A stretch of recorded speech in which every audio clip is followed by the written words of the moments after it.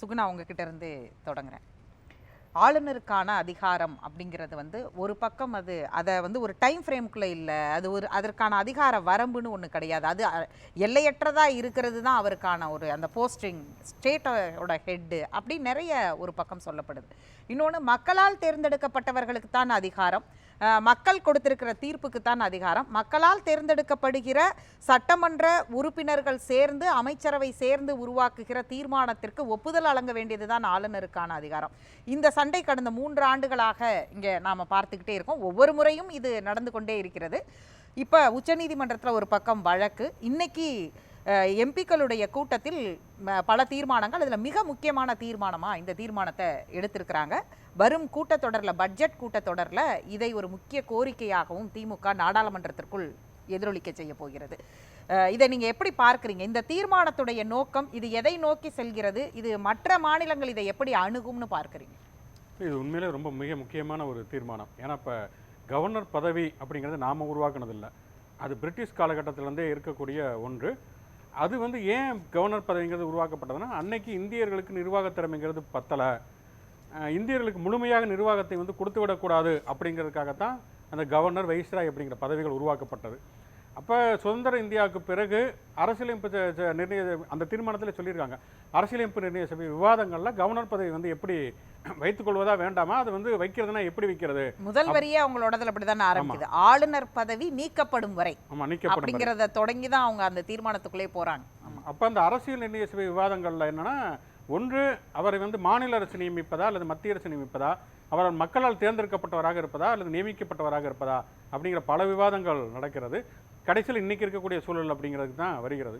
இதில் வந்து மிக முக்கியமான ஒரு விஷயம் என்னென்னு சொன்னால், இந்தியாவில் இருக்கக்கூடிய எல்லா பதவிகளையுமே எடுத்துக்கிட்டோம்னா மக்களால் தேர்ந்தெடுக்கப்படாமல் அல்லது மக்கள் பிரதிநிதிகளுக்கோ மக்களுக்கோ சம்மந்தம் இல்லாமல் இருக்கக்கூடிய ஒரே பதவி கவர்னர் பதவி தான். இப்போ நம்ம எம்எல்ஏ ஓட்டு போட்டு தேர்ந்தெடுக்கிறோம், அவங்கெல்லாம் சேர்ந்து முதலமைச்சர் தேர்ந்தெடுக்கிறாங்க, எம்பிக்கள்லாம் சேர்ந்தெடுத்து பிரதமர் தேர்ந்தெடுக்கிறாங்க, குடியரசுத் தலைவரை கூட எம்பிக்களும் எம்எல்ஏக்களும் சேர்ந்து தேர்ந்தெடுக்கிறாங்க. ஆனால் ஒரு வார்டு கவுன்சிலர்லேருந்து குடியரசுத் தலைவர் வரைக்கும் மக்களாலோ அல்லது மக்கள் பிரதிநிதிகளோ தேர்ந்தெடுக்கப்படுபவர்களாக இருக்கிறார்கள். கவர்னர் மட்டும்தான் மக்களுக்கும் மக்கள் பிரதிநிதிகளுக்கும் எந்த சம்பந்தமே இல்லாமல் இருக்கிறார். அப்போ வந்து ஒரு மக்களால் தேர்ந்தெடுக்கப்பட்ட அரசை கண்காணிப்பதற்காக ஒரு மத்திய அரசுடைய முகவராக இருக்கக்கூடிய ஒரு ஆளுநருக்கு என்ன வகையில் அதிகார வரம்பு இருக்கணும் அப்படிங்கிற ஒரு விவாதம் நீண்ட காலமாக நடந்துகிட்டு இருக்கிறது. இப்போ சமீபத்தில் பார்த்தோம்னா, இப்போ பேரறிவாளன் விடுதலையில் இருந்து மசோதாக்களை கையெழுத்து போடாத வரைக்குமே பல வழக்குகளில் நீதிமன்றம் சொன்னது என்னன்னா, அவங்க வந்து சட்டமன்றத்தினுடைய அதிகாரத்திற்கு மேம்பட்டவர் கிடையாது ஆளுநர். ஆளுநர் என்பவர் ஒரு மக்களால் தேர்ந்தெடுக்கப்பட்ட அரசனுடைய அதிகாரத்துக்கு கட்டுப்பட்டவர் அப்படிங்கிற விஷயத்தை தான் அவங்க தொடர்ச்சியாக சொல்லிக்கிட்டு இருக்கிறாங்க அப்படிங்கிறத பார்க்குறோம். இது ரொம்ப ரொம்ப மிக முக்கியமான ஒரு விஷயம். ஏன் அப்படின்னா வந்து, ஒன்று வந்து இன்றைக்கி இருக்கக்கூடிய இந்திய ஜனநாயக அரசமைப்பு சட்டத்தின்படி இப்போ பிஜேபி என்ன சொல்லிக்கிறதுனா, காலனிய காலத்தினுடைய நடைமுறைகளெல்லாம் இன்னமும் நீட்டிக்கப்பட வேண்டுமா அப்படின்னு சொல்லி பல விஷயங்கள் இவர்கள் மாட்டுகிறார்கள். கடைசி அந்த கிரிமினல் சட்டங்களுடைய மூன்று சட்டங்களையுமே அவங்க மாட்டினாங்க, இது காலனிய காலத்தினுடைய நடைமுறைன்னு. உண்மையிலேயே காலனிய காலத்தினுடைய நடைமுறை அப்படின்னு மாற்றப்படணும்னா முதலில் மாற்றப்பட வேண்டியது இந்த கவர்னர் பதவி தான். ஏன்னா கவர்னர் பதவி என்பதற்கும் இன்றைக்கி இருக்கக்கூடிய இந்திய ஜனநாயகம் என்பதற்கும் எந்த விதமான தொடர்புமே இல்லை. மக்களால் தேர்ந்தெடுக்கப்படாத ஒருவர் மக்களால் தேர்ந்தெடுக்கப்படக்கூடிய ஒரு அரசனுடைய நிர்வாகத்தில் தலையிடுகிறார். அந்த அரசியலமைப்பு சட்ட விவாதத்திலே வந்து இவரே மக்களால் தேர்ந்தெடுக்கப்படலாமாங்கிறப்ப இல்லை, அவர் தேவையில்லாமல் மாநில அரசு நிர்வாகத்தில் தலையிடுவார் அப்படிங்கிற ஒரு விவாதமே வருகிறது அப்படிங்கிறத பார்க்குறோம். அப்போ கவர்னர் பதவிங்கிறது தேவையா இல்லையா அப்படிங்கிற ஒரு விவாதங்கிறத நோக்கி நகரணுங்கிறதா இன்றைக்கி இருக்கக்கூடிய நிலைமை. அது வரைக்கும் அவருக்கு ஒரு கோட் ஆஃப் கான்டாக்ட், அதே மாதிரி அதுக்கான ஒரு டைம் செட் பண்ணணும். ஏன்னா கோட் ஆஃப் கான்டாக்ட் மசோதாக்களுக்கு இல்லை டைம் ஃப்ரேம், இந்த மாதிரி கோட் ஆஃப் கான்டாக்ட் அப்படிங்கிற இடத்துக்கு வரும்பொழுது கடந்த காலங்கள்லையும் இந்த பேசு பொருளாயிருக்கு. ஆனால் உச்சநீதிமன்றமோ இல்லது ஏற்கனவே 9 பேர் கொண்ட அரசியல் சாசன அமர்வு இப்படியான பல இடங்கள்ல இது ஒரு கிரே ஏரியாவாகவே வச்சிருக்காங்க. இதற்கு தீர்வே சொல்லலை இத்தனை ஆண்டு காலத்தில். இப்போ இந்த மூவ் வந்து என்ன மாதிரியா இருக்கும் அதில் பார்க்குறீங்க? இல்லை, அதுக்கு காரணம் என்ன அப்படின்னு சொன்னால், நீங்கள் அரசியலமைப்பு சட்டத்தை உருவாக்குறப்பயே இந்த ஆளுநர் பதவிங்கிறது இந்த அளவுக்கு ஒரு அரசியல்வாதி மாதிரி செயல்படுவாங்க அப்படிங்கிற மாதிரி அவங்க யோசிக்கலை. ஆளுநர் பதவிங்கிறது ஒரு மாநில அரசுக்கு உதவி செய்வதற்கான ஒரு பதவி அப்படின்னு நினச்சி தான் அப்படியான ஒரு பதவியை அவங்க உருவாக்கியிருந்தாங்க. இப்போ கூட பார்த்தீங்கன்னா, நீங்கள் நீதிமன்ற தீர்ப்புகளில் ஆளுநருக்கு எதிரான பல தீர்ப்புகளை சொன்னாலுமே கூட ஆளுநரையோ அல்லது குடியரசுத் தலைவரையோ ஒரு கடுமையான வார்த்தைகளால் கண்டனம் செய்யக்கூடாது அப்படிங்கிறது ஒரு மரபு. அதனால தான் வந்து கடுமையான வார்த்தைகளை கண்டனம் செய்வதால் நீங்கள் வந்து மசோதாக்களுக்கு கையெழுத்து போடலைங்கிறப்ப கூட என்ன சொன்ன நீதிமன்றம், நீங்கள் முதல்வரோடு சேர்ந்து முதல்வரை அழைத்து நீங்கள் வந்து விவாதியுங்கள் அப்படின்னு தான் சொன்னாங்க. அதனால தான் ஒரு தேநீர் வந்து நடத்தி முதல்வரும் ஆளுநரும் வந்து கலந்து ஆலோசிச்சிருந்தாங்க. அதுக்கப்புறம் சில மசோதாக்களுக்கு அவர் கையெழுத்து போட்டார். இப்போ என்னென்னா, அதனுடைய அடுத்த தந்திரம் என்ன பண்ணுறாருன்னா, குடியரசுத் தலைவருக்கு அனுப்பி வச்சுட்டு இந்த சட்டத்தில் உடன்பாடு இல்லை அப்படிங்கிற மாதிரியான ஒரு குறிப்பு போடுறாரு. அப்போ அங்கே வந்து ஒன்று இவர் தாமதப்படுத்துறாரு அல்லது அங்கே தாமதப்படுத்தக்கூடிய ஒரு நிலைமை ஏற்படுகிறது. அப்போ ஒரு மாநில அரசனுடைய சூழல் என்ன மாதிரியானதாக இருக்குது, அங்கே இருக்கக்கூடிய கல்வியாக இருக்கட்டும், மருத்துவமாக இருக்கட்டும், எதுவாக இருந்தாலுமே அங்கே இருக்கக்கூடிய ஒரு மாநில அரசு தான் தீர்மானிக்கணும். ஒருவேளை இன்னைக்கு திமுக அரசு இருக்கலாம் அல்லது நாளைக்கு அதிமுக அரசு கூட வரலாம். அவங்க தவறு செய்துட்டாங்க அப்படின்னு சொன்னால் அதை வந்து அந்த தவறை சுட்டி காட்டுவதற்கு மக்களுக்கு நிறைய வாய்ப்பு இருக்குது. இப்ப ஈரோடு இடைத்தேர்தல் 2 பேருக்கு தான் வாய்ப்புன்னு 2026லயும் நம்புறீங்களா? நிறைய பேர் சொல்லிட்டு இல்ல, இருக்காங்க. யாரா நாளைக்கு கூட அதிமுக அரசு நீங்க ஃப்ளோல சொன்னீங்களா இல்ல அதுவும் ஒரு பொலிட்டிக்கல் கொட்டேஷனோட சொல்றீங்களான்னு கேக்குறேன். இல்ல யாராக வேண்டுமானாலும் இருக்கலாம். வந்து திமுக அரசோ அதிமுக அரசோ சீமான் அரசோ இல்ல நீங்களோ நானோ கூட யாரா கூட இருக்கலாம். ஆனா என்னன்னா இப்ப வந்து ஒரு அரசு வந்து தவறு செய்கிறதுன்னு மக்கள் நினைச்சாங்கன்னா அடுத்து வரக்கூடிய தேர்தலில் வந்து அவங்க வந்து அதை காட்டுவாங்க. அடுத்து வரக்கூடிய சட்டமன்ற தேர்தல் இல்லை, இடையில ஒரு நாடாளுமன்ற தேர்தலோ நகராட்சி தேர்தலோ இடைத்தேர்தலோ வந்தா கூட கடந்த காலங்களில் அது நடந்திருக்கு. இப்போ எம்ஜிஆர் வந்து உச்சவரம்பு வந்து இடஒதுக்கீட்டில் கொண்டு வரப்ப அன்னைக்கு மக்கள் எதிர்த்து தீர்ப்பளிக்கிறாங்க. ஜெயலலிதா வந்து ஆடுகோழி பலியிட தடை சட்டம், மதமாற்ற தடை சட்டம், டெஸ்மாயிஸ்மா கொண்டு வரப்பயுமே வந்து எதிர்த்து தீர்ப்பளிக்கிறாங்க. அப்போ அதை வந்து அவங்க வந்து மாற்றிக்கிறாங்க. அதையும் நம்ம பார்த்துக்கிறோம். அப்படி இருக்கக்கூடிய சூழல ஒரு மக்களால் தேர்ந்தெடுக்கப்பட்ட அரசு தவறுகிறதுன்னு சொன்னால் அதை திருத்துவதற்கான அதிகாரம் மக்களுக்கு தான் இருக்கிறது. இப்போ கவர்னர் தப்பு பண்ணாருன்னா அதை வந்து யார் திருத்துவது அப்படிங்கிற கேள்வி இருக்கிறது. இன்னொன்று இங்கே இப்போ ஏன் வந்து இப்போ இந்த தீர்மானத்தில் இன்னொரு விஷயம் மிக முக்கியமாக வந்து குறிப்பிட்டிருக்கிறாங்க. நீதிபதி நாகரத்னா அவர் ஒரு வழக்கில் குறிப்பிட்டிருக்கிறாரு, இந்தியாவில் இருக்கக்கூடிய கவர்னர்கள் எதை செய்ய வேண்டுமோ அதை செய்யாமல் இருக்கிறார்கள், எதை செய்யக்கூடாதோ அதை செய்கிறார்கள். கவர்னர்கள் தொடர்பான வழக்குகள் நீதிமன்றத்துக்கு வருவது உண்மையிலே வேதனை அளிக்கிறதுங்கிறார். ஏன்னா எல்லா மாநிலங்களுமே வழக்கு போறாங்க. தமிழ்நாடு அரசு, கேரளா அரசு, வெஸ்ட் பெங்கால் அரசு, பஞ்சாப் அரசு எல்லாருமே நீதிமன்றத்துக்கு போக வேண்டிய இது எனக்கு அந்த நீதிமன்றத்துல கூட இப்ப கடந்த வாரத்துல ஒரு வழக்கு வந்தப்ப நீங்க யூஜிசி வழக்குல கூட நீங்க பேசி இது முடிவு பண்ணுங்க, இப்படியாம திரும்ப வந்து அந்த பாலை வந்து அரசுக்கும் இவங்க 2 பேருக்குள்ள முரண் இருக்கதான் அங்க போறாங்க. திரும்ப நீங்க பேசி முடிவு பண்ணுங்க. இன்னொரு பக்கம் வந்து பாத்தீங்கன்னா இப்ப நீங்க சுட்டி காண்பித்த பேரறிவாளன் வழக்குல கடுமையான விமர்சனங்களை வைத்தாங்க நீதிபதிகள். ஆனால் இந்த மாதிரியான விஷயங்கள்ல அவங்களால ஏன் மற்ற வெர்டிக்ட்ல கொடுக்கிற மாதிரியான ஒரு விஷயத்தை இதுல சொல்ல முடியலன்னு ஒரு கொஸ்டினும் இருக்குல்ல?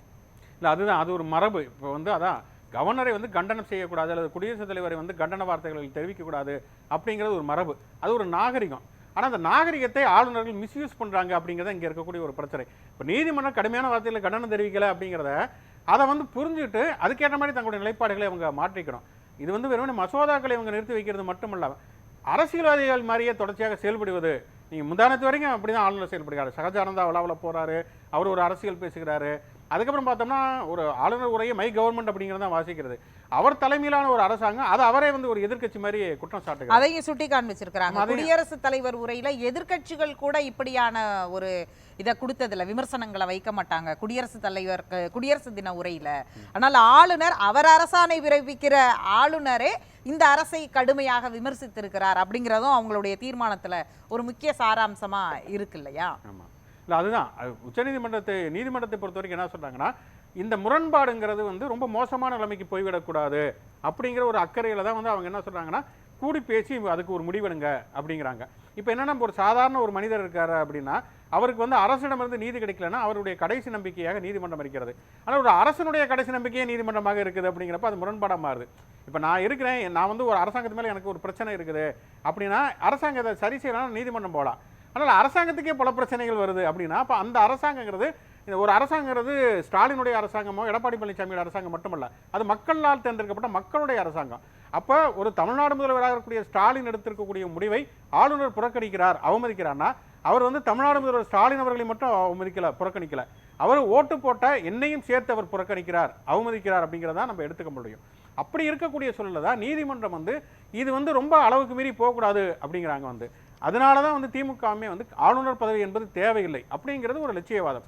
ஆனால் அது இன்னைக்கு சாத்தியம் இல்லாமல் இருக்கலாம். ஆனால் இன்னைக்கு சாத்தியமான ஒரு விஷயம்னா ஒன்று இதுக்கான டைம் ஃப்ரேம் செட் பண்ணுங்க, மசோதாக்களை வந்து கையெழுத்து போடுவது அப்படிங்கிறது.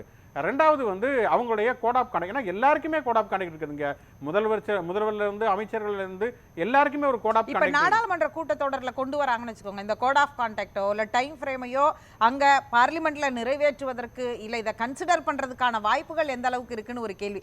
ஏனென்றால் இதே விவாதங்கள்ல தினமும் ஆளுநரை வைத்து மத்திய அரசு இயக்குகிறது, பாஜக இயக்குகிறது, இப்படி தானே தொடர்ந்து பேசுகிறார்கள். திரும்ப இந்த கோரிக்கை எப்படியாக பார்க்கப்படும் அந்த ஸ்டாண்டுக்கான அந்த வாதத்தை வைக்கிறவர்களிடம் இந்த கேள்வி அதற்கான கேள்வியா வைக்கிறேன். இல்லை, இன்னைக்கு இப்போ வரப்போகக்கூடிய நாடாளுமன்ற கூட்டத்தில் இதை வந்து ஒரு விவாதமாக முன்னெடுக்கலாம். இது உடனடியாக நடைமுறைக்கு வருமா அப்படிங்கிற நம்ம சொல்ல முடியாது. ஏன்னா பிஜேபி தான் இப்போ வந்து மத்தியில் ஆளுங்கட்சியாக இருக்கிறது.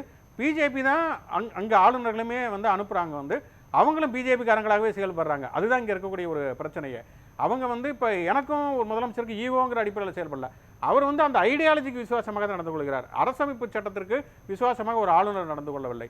அப்படி இருக்கக்கூடிய சூழலை நாளைக்கோ இன்னைக்கோ நடக்காமல் போகலாம். ஆனால் இந்த விவாதத்தை எழுப்ப வேண்டியதுங்கிறது இன்னைக்கு மிக மிக முக்கியமான ஒரு விஷயம். இப்போ நீங்கள் இப்போ சனாதன எதிர்ப்பை பற்றி உதயநிதி ஸ்டாலின் பேசுகிறாங்கன்னா அவங்க வழக்கு போகிறாங்க. கோட் ஆஃப் கான்டக்டை மீறிடுச்சு, எப்படி ஒரு அமைச்சர் பதவி பிரமாணம் எடுத்துட்டு அதை பேசுகிறாருன்னு நீதிமன்றம் அதை தள்ளுபடி பண்ணிடுச்சு. ஆனால் அப்போ ஆளுநருக்கு என்ன கோட் ஆஃப் கான்டக்ட் இருக்கு? சனாதனத்தை எதிர்ப்பது கோட் ஆஃப் கான்டக்ட் மீறுவது அப்படின்னா சனாதனத்தை ஆதரித்து ஒருத்தர் பிரச்சாரம் பண்ணிக்கிட்டே இருக்காரு. சனாதனத்தை பிரச்சாரம் செய்வதற்கு தான் ஒரு ஆளுநருடைய பதவியா? அதுதான் அவருடைய கடமையா? இப்போ சனாதனத்தை பற்றி ஒருத்தர் பிரச்சாரம் செய்து கொண்டிருப்பார்னா அதுவும் கோட் ஆஃப் கான்டக்டை மீறுவது தானே?